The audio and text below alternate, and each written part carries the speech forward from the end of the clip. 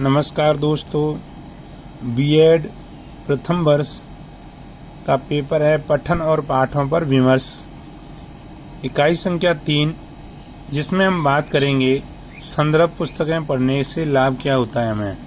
यानी जो ऑथेंटिक किताबें होती हैं, जो प्रमाणित पुस्तकें होती हैं, उसके बारे में हम चर्चा करेंगे।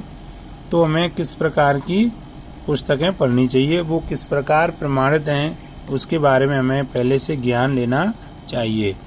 इससे पहले हम बात करते हैं संदर्भ पुस्तकें के बारे में। संदर्भ पुस्तकें सही और प्रमाणित ज्ञान का संग्रह होती हैं। यदि विद्यार्थी अध्यापक किसी विषय से संबंधित प्रकरणों का मूल ज्ञान प्राप्त करना चाहता है तो सर्वप्रथम उन्हें संबंधित संदर्भ ग्रंथों की पहचान कर उन्हें पढ़ना होगा।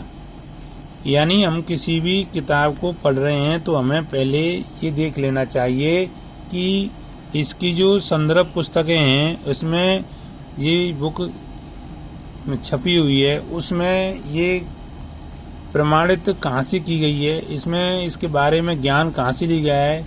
जो कोई भी टॉपिक है या कोई भी इसमें चैप्टर लगाया गया है पुस्तक में, तो वो कहाँ से प्रमाणित है, वो किस प्रकार है, इसके बारे में हमें पहले सोच समझ के पहचान करनी चाहिए।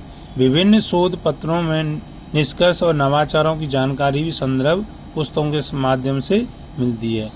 संदर्भ पुस्तकें लाइब्रेरी का एक महत्वपूर्ण हिस्सा होता है। इसके बिना पुस्तकालय का कोई महत्व नहीं होता।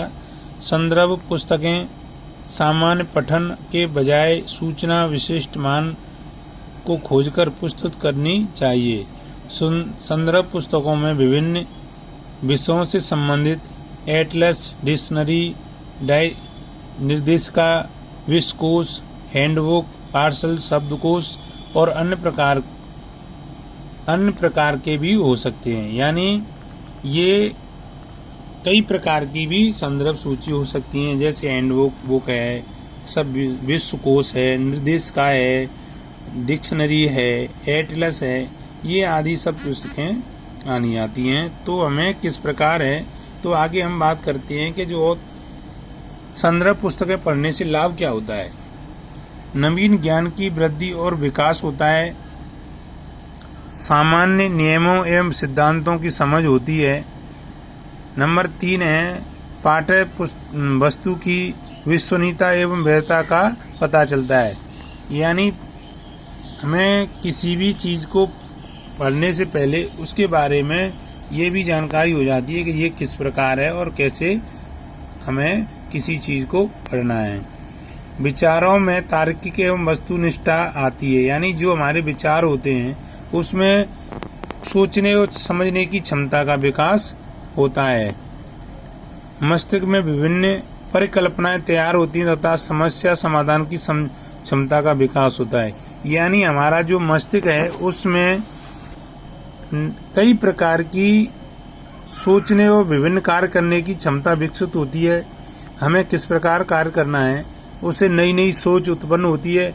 जब हम कोई नई पुस्तक पढ़ेंगे तो उसमें कोई नई विचार होंगे या किसी की विचार समझने होंगे, तो हमें किसी प्रकार करना है तो उसके बारे में समझना होगा।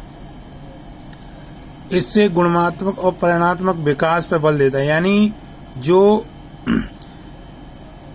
संदर्भ पुस्तकें जो होती हैं उसको हम किस प्रकार समझते हैं, तो उसमें किस प्रकार के गुण और यानी जो किसी कार्य की करने की क्षमता का विकास होता है वो किस प्रकार है, यानी हम समझ ले जाते हैं कि ये किस प्रकार की क्षमता है।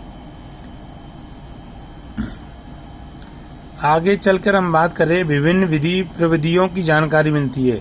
यानी हमें किसी पुस्तक को पढ़ने से किस प्रकार की विधि प्रविधि यानी किस प्रकार कार्य करना है, किस प्रकार नहीं करना है, प्रयोग ही करना है या किसी संदर्भ की डायरेक्टली बात करके हम किसी कार्य को समझ के कर सकते हैं, तो इसके लिए हमें इसकी समझ जरूरी है। विषय से संबंधित प्रतिवेदनों को तैयार करने में सहायता मिलती है।